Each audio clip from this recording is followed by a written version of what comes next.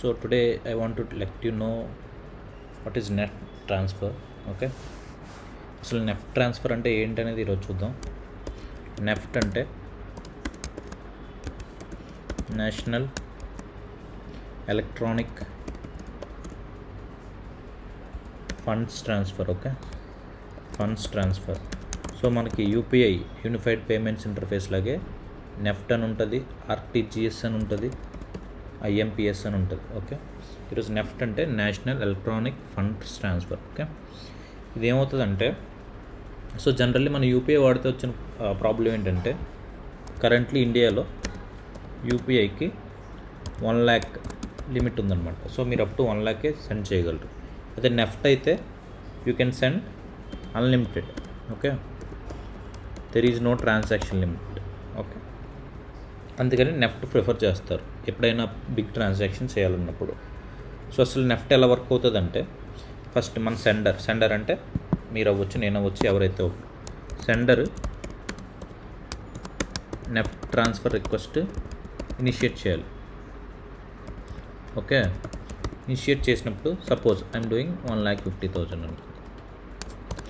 1,50,000 initiate చేస్తే ఇది ఏమవుతుందంటే, రెగ్యులర్ యూపీఐ పేమెంట్స్ లాగే ఎట్ ఏ టైం వెళ్ళిపోదు. అంటే మీరు సెండ్ చేయగానే కస్టమర్ అకౌంట్లో క్రెడిట్ అవ్వదు, ఆర్ఎల్స్ అవతల బెనిఫిషియరీ అకౌంట్లోకి క్రెడిట్ అవ్వదు. ఇది ఎలా అవుతుందంటే, బ్యాచెస్లా ఉంటాయి అన్నమాట.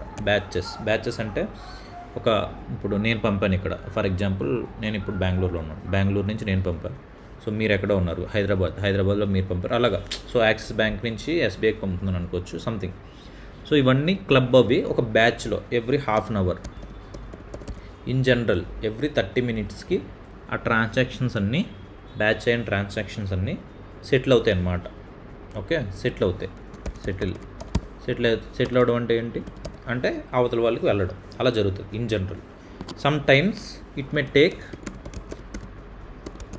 అప్ టు 2 hours కూడా ఇది పట్టొచ్చు. ఓకే, అది కూడా జరగచ్చు. ఓకే, ఛార్జెస్ కూడా మీకు తెలియాలి కదా. జనరల్లీ 0. సమ్ టైమ్స్ బ్యాంక్స్ మే ఛార్జ్, అదవుతుందా, కొన్నిసార్లు బ్యాంక్ ఛార్జ్ చేస్తాయి. తర్వాత నెఫ్ట్ బెనిఫిట్ ఏంటంటే 24/7 అవైలబుల్గా ఉంటుంది. So any time you can do NEFT transfer, no limit. So ఎంత అమౌంట్ కావాలితే అంత అమౌంట్ మీరు పంపొచ్చు.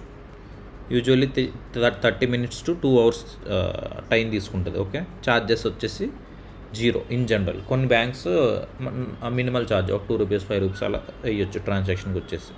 ఓకే, అండ్ ఇప్పుడు మీది ఎలా అంటే, ప్రాసెస్ ఎలా ఉంటుందంటే, మీరు ఇనిషియేట్ చేస్తారు ట్రాన్సాక్షన్.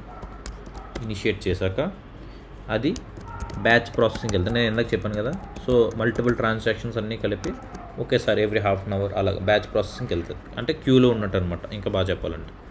అప్పుడు అవన్నిటిని పర్టికులర్ బ్యాంక్స్ ప్రాసెస్ చేస్తాయి. మీరు ఏ బ్యాంక్ నుంచి పంపారో ఆ బ్యాంక్స్, యాక్సిస్ అవ్వచ్చు, ఏదైతే అది ఏం చేస్తుంది అంటే డిడక్ట్ చేసుకుంటుంది. ఇప్పుడు యాక్సిస్ బ్యాంక్ అనుకో, బ్యాంక్ ప్రాసెస్ చేసినప్పుడు మీరు 1,50,000 అంటున్నారు కాబట్టి 1,50,000 మీ అకౌంట్ నుంచి డిడక్ట్ చేస్తుంది ప్రాసెసింగ్ టైంలో. అది ఆర్బీఐ క్లియరింగ్ చేయాలి. సో ఇదంతా ఆర్బీఐ ద్వారా జరుగుతుంది. సో అన్ని నెఫ్ట్ ట్రాన్సాక్షన్స్ని ఆర్బీఐ క్లబ్ చేసి ప్రాసెస్ చేస్తుంది. ఓకే, దెన్ రిసీవర్ రిసీవ్ చేసుకుంటాడు, credit to receivers account. Okay, ఇదండి ప్రాసెస్. సో అర్థమైంది కదా. Thank you.